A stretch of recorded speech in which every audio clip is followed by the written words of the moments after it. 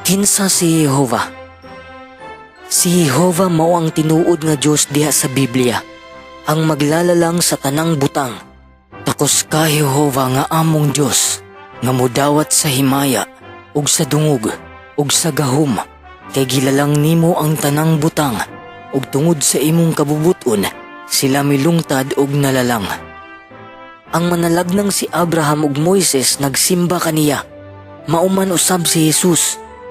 Madayg unta si Jehovah, ang Dios sa akong agalon nga si Abraham, kay padayon niyang gipakita sa akong agalon ang iyang maunungong gugma ug pagkasaligan. Gitultulan ko ni Jehovah sa balay sa mga igsuon sa akong agalon. Awitan nako si Jehovah, kay siya nabayaw pag-ayo. Ang kabayo ug ang nagsakay niini iyang gitambog sa dagat.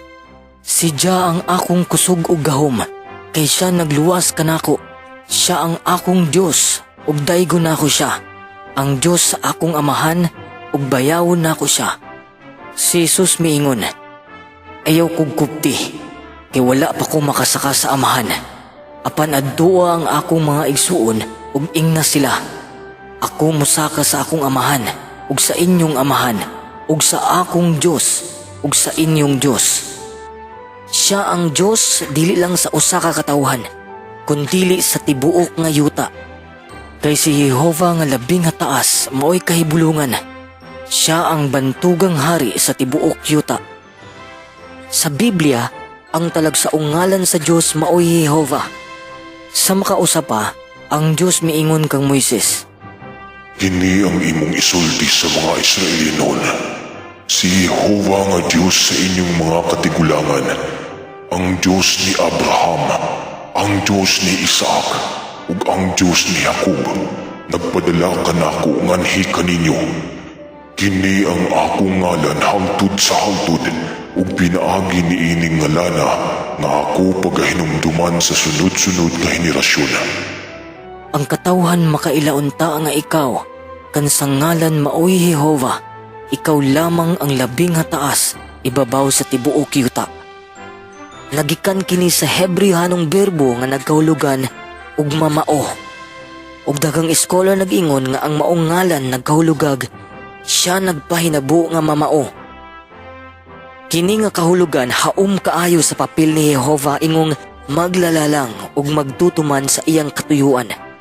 Kay sama nga ang ulan ug niebe nga kini motuhop sa yuta, nga magpaturok sa mga tanom ug magpabunga niini, nga maghatag og binhi sa magpupugas ug pagkaon sa mga kumakaon. Ingon usab ni ana ang pulong nga mugula sa akong baba. Kini dili mo balik kanako nga walay resulta. Apan tumanon gayud niini ang bisan unsa nga akong gikalipayan. Ug sigurado kining mulampos sumala sa kun unsay akong katuyuan sa pagpadala niini. Ang Biblia nagtabang usab kanato nga makaila sa persona nga maoy nagdala sa ngalang Jehovah, ilabi na sa iyang pangunang hiyas nga gugma. Bisan kinsa nga wala mahigugma, wala makaila sa Dios, kay ang Dios gugma. Ang ngalang Jehovah mao in English nga hubad sa Hebrehanong ngalan sa Dios. Ang upat ka letrang YHWH nga gitawag og tetragrammaton. Wala na'y nahibalo sa hustong paglitok sa balaang ngalan diha sa karaang Hebrehanon. Pero ang pormang Jehovah dugay nang gigamit sa in-English nga pinulungan. Nga unang makita diha sa Biblia nga gihubad ni William Tyndale ni adtong 1530. Sa hubad ni Tyndale sa unang 5 ka libro sa Biblia, iyang gigamit ang porma nga Jehovah. Paglabay sa panahon, ang in-English nga pinulungan na usab ug ang spelling sa ngalan sa Dios giusab pod. Niadtong 1612, gigamit ni Henry Ainsworth ang pormang Jehovah sa iyang hubad sa basahong salmo. Dihang iyang giribisar ang maong hubad ni adtong 1639, iyang gigamit ang pormang Jehovah. Sa susama, ang mga maghuhubad sa American Standard Version nga Biblia nga gipatik sa 1901 naggamit sa pormang Jehovah, diin ang balaang ngalan makita diya sa Hebrehanong teksto. Nganong ang paglitok sa ngalan sa Dios sa karaang Hebrehanon dili na mahibaluan. Ang karaang Hebrehanong pulong gisulat nga walay mga bokales. nga nagamit lang og mga konsonante. Ang mga Hebrewhanong magbabasa maunay magbutang og haom nga mga bukales. Pero dihang nakumpleto ang Hebrewhanong kasulatan, gisagop sa mga Hudyo ang patuo-tuo nga sayop ang paglitok sa ngalan sa Dios. Dihang sila magbasa sa publiko sa teksto nga dunay ngalan sa Dios, ila kining ilisan og Ginoo o Dios. Paglabay sa daghang siglo, kini nga patutuo mikaylap ug ang karaang paglitok sa ngadto-ngadto na hanaw. Ang New Catholic Encyclopedia nag-ingon, wala madugay human sa pagkadistyero, ang ngalang Yahweh giisip nga sobra kahalangdon. Busa gisugdan kini pag-ilis sa pulong nga Adonai o Elohim. Daghan ang miingon nga ang ngalan sa Dios gilitok kaniadto nga Yahweh, samtang ang uban naghatag og lain pang posible nga paagi sa paglitok. Ang Dead Sea Scroll nga dunay bahin sa Levitico nga mabasa diya sa Grego naghubad sa maong ngalan nga Yaw. Ang karaang Gregong mga magsusulat miingon nga ang paglitok ni ana mao Ya, Yabe ug Yahweh. Pero dili mapamatud-an nga ang bisan hain niini mao ang paglitok nga gigamit sa karaang Hebrewhanon. Alang sa dugang impormasyon, pag-click lang ang link sa description box. Ingon nila nga ang paggamit sa ngalang Jehovah gidungagan lang daw. Tinuod ba?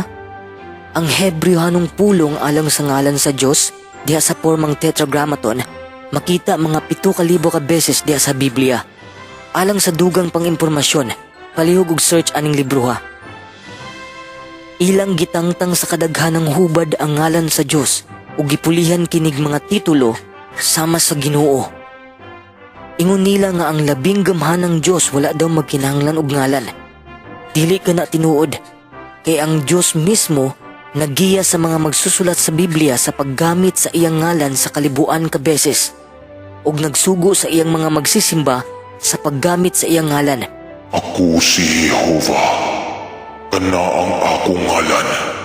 Dili na ako ihatag kang bisan kinsa ang akong himaya ug ang akong pagdahig ngadto sa kinulit ng mga larawan. Ug ang matag-usa nga motawag sa ngalan ni Jehovah maluwas. Ug dihay basahon sa handumanan nga gisulat sa iyang atubangan alang ni adtong mga nahadlok kang Jehovah ug ni adtong mga nagapamalandong sa iyang ngalan. Kay ang matag-usa nga motawag sa ngalan ni Jehovah maluwas. Gani gidumtan sa Dios ang bakak nga mga manalagna nga nag-impluwensya sa katawhan aron kalimtan ang iyang ngalan. Tuyo nila nga malimtan sa akong katawhan ang akong ngalan, pinaagi sa mga damgo nga ilang giasoy sa usab-usa. Sama nga ang ilang mga amahan na kalimot sa akong ngalan, tungod kang Baal. Ingon nila nga gisunod lang daw nila ang tradisyon sa mga Hudyo nga ang ngalan sa Dios nga tetragrammaton tangtangon. Oo, tinuod nga ang ubang Hudyong eskriba may dumili sa paglitok sa balaang ngalan. Pero wala nila kinitangtanga diha sa ilang mga kopya sa Biblia. Nagpabilin lang gihapon ang tetragrammaton. Bisan unsa pay rason, dili gusto sa Dios nga sundon nato ang mga tradisyon sa tao nga supak sa iyang mga sugo. Si Jesus miingon kanila, nganong gilapas man ninyo ang sugo sa Dios tungod sa inyong tradisyon? Ingon nila nga angayan lang daw nga ang balaang ngalan dili angay gamiton sa Biblia kay wala masayri ang hustong paglitok niini diha sa Hebrewhanon. Pero kini nga pangatarungan daw nagpasabot nga ang Dios nagdahom nga parehason gid paglitok ang iyang ngalan sa mga tawo nga lain-lain og pinulungan. Pero gipakita sa Biblia nga ang mga magsisimba sa Dios kaniadto nga nagsultig lain-laing pinulungan naglitok sa mga ngalan sa tawo sa lain-laing paagi. Pananglitan, ang ngalan sa maghuhukom sa Israel nga si Josue. Ang mga Kristohanon sa unang siglo nga nagsultig Hebrewhanon lagmit naglitok sa iyang ngalan ingong Yehoshua. Samtang ang mga Grego naglitok niini ingong Jesus. Ang Biblia naggamit sa Gregong hubad sa Hebrewhanong ngalan ni Josue nga nagpakita nga gisunod sa mga Kristohanon kung unsay kumon nga paggamit sa ngalan sa usa ka tawo diha sa ilang pinulungan. Ug napanunod kini sa atong mga katigulangan ug gidala kini uban kang Josue ngadto sa yuta nga gipanag-iya sa kanasuran. Ingon usab ni ana kun bahin sa paghubad sa ngalan sa Dios. Ang mas importante dili ang hustong paagi sa paglitok, kundi ang pagbutang sa ngalan sa Dios diha sa hustong dapit niini diha sa Biblia.